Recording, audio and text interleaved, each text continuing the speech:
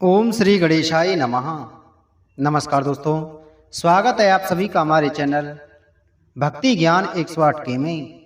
दोस्तों, आज मैं आपको मार्गशीर्ष मास महात्म के 23वें अध्याय की कथा सुना रहा हूँ।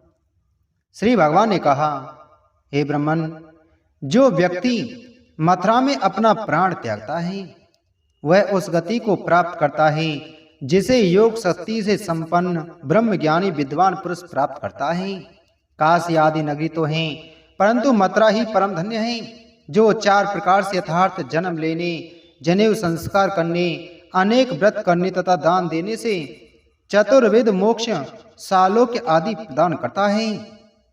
मेरी कृपा से यहाँ वह उत्तम लक्ष्य सहज ही प्राप्त हो जाता है, जो सैकड़ों मनवंतरों में भी योगाभ्यास से प्राप्त नहीं हो सकता।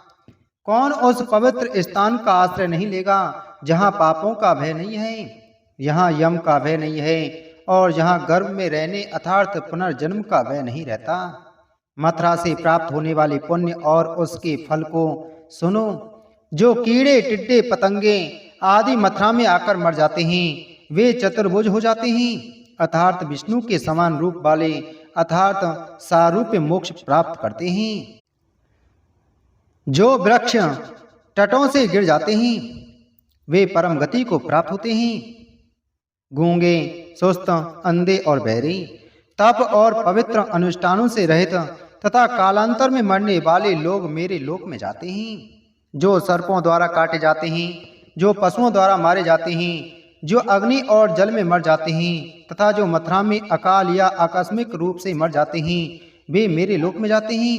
सत्य, हे श्रेष्ठ मुनि, मैं अपनी शपथ पूर्वक कहता हूँ, मथुरा के समान अनंतर कोई भी स्थान ऐसा नहीं है जो सब कुछ दे सके।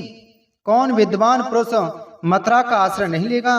जो जीवन के तीर्थ पुरुषार्थ पुण्य धन और प्रेम चाहने वालों को मोक्ष प्रदान करती है और जो भक्ति की इच्छा रखते हैं उन्हें भक्ति प्रदान करती है।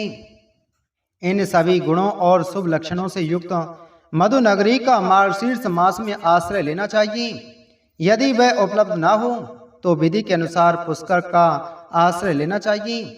सबसे पुराना कुंड ब्रह्मा का है, बीच वाला कुंड विष्णु का है और सबसे छोटा कुंड रुद्र का है। हे विद्वान, यह जान लो। हे पुत्र, इन सब में स्नान, दान और श्राद्ध आदि सभी कर्म विधि पूर्वक करने चाहिए। उत्तम पूजा करनी चाहिए, इससे मुझे प्रसन्नता मिलती है। हे पुत्र, मार्गशीर्ष मास की पूर्णिमा मुझे अत्यंत प्रिय है। उस दिन जो भी पुण्य कर्म किया जाएगा वह मुझे प्रिय होगा। हे पुत्र, पूर्णिमा के दिन मनुष्य को ये सभी दान पुण्य करने चाहिए, जैसे गोदान, अन्नदान, स्वर्ण दान और भूमि दान। मार्गशीर्ष मास की पूर्णिमा के दिन घर का दान करना चाहिए। जो भी किया जाएगा वह उत्तम होगा और अक्षय पुण्य प्रदान करेगा।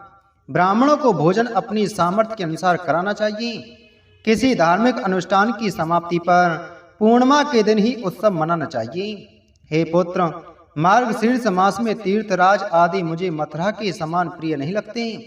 यदि यह उपलब्ध ना हो तो पुष्कर का सहारा लेना चाहिए।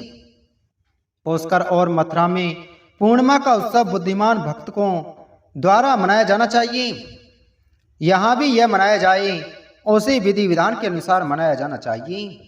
जो व्यक्ति पूर्णिमा के दिन तीर्थ स्नान, दान और पूजा नहीं करता वह रौरव आदि नरकों में 60,000 वर्षों तक पकाया यानी यातना दिया जाता है। अतः बुद्धिमान लोगों को पूर्णिमा का अवश्य ही आदर करना चाहिए। मार्गशीर्ष मास में पूर्णिमा का व्रत करने से अनंत पुण्य प्राप्त होता है। जो मनुष्य मार्गशीर्ष मास में मेरे बताए गए द्वारा समस्त अनुष्ठानों को श्रद्धा पूर्वक करता है उसके पुण्य का फल सुनो। वह 10,000 तीर्थों से, करोड़ों पवित्र अनुष्ठानों से या सभी यज्ञों से प्राप्त होने वाले पुण्य को प्राप्त करेगा। पुत्रहीन व्यक्ति पुत्र प्राप्त करता है, दरिद्र व्यक्ति धन प्राप्त करता है। जो विद्या चाहता है उसे विद्या प्राप्त होती है और जो सुंदरता चाहता है वह सुंदर हो जाता है। ब्राह्मण को ब्राह्मणीय वैभव प्राप्त होता है, क्षत्रिय विजयी होगा, वैश्य को धन का स्वामी प्राप्त होगा तथा शूद्र को सभी पापों से मुक्ति मिलेगी। हे यशस्वी दाता, मार्गशीर्ष मास में मनुष्य को तीनों लोकों में जो कुछ भी प्राप्त करना कठिन है या दुर्गम है वह सब प्राप्त हो जाता है। इसमें कोई संदेह नहीं है। हे पुत्र, यद्यपि इन कामनाओं से आकृष्ट मनुष्य अंत में संतुष्ट हो जाते हैं, हे चतुर्मुख, किंतु हे महाबाहु, वे इन कामनाओं के पात्र नहीं हैं। उत्तम भक्ति अत्यंत दुर्लभ है। वह उत्तम भक्ति जो मुझे जीत लेती है, वह मार्गशीर्ष मास में प्राप्त होती है, जो प्रसिद्ध है। यदि इस मास की महिमा सुनी जाए, यह मास मेरे लिए परम सुखदायी है। हे चतुर्मुख, मेरी कृपा से इसमें सब कुछ प्राप्त हो जाता है। इति श्री स्कंद पुराण के वैष्णव खंड की मार्गशीर्ष महात्म का 23वां अध्याय संपूर्ण हुआ। बोलो मार्गशीर्ष मास महात्म की जय। बोलो विष्णु भगवान की जय।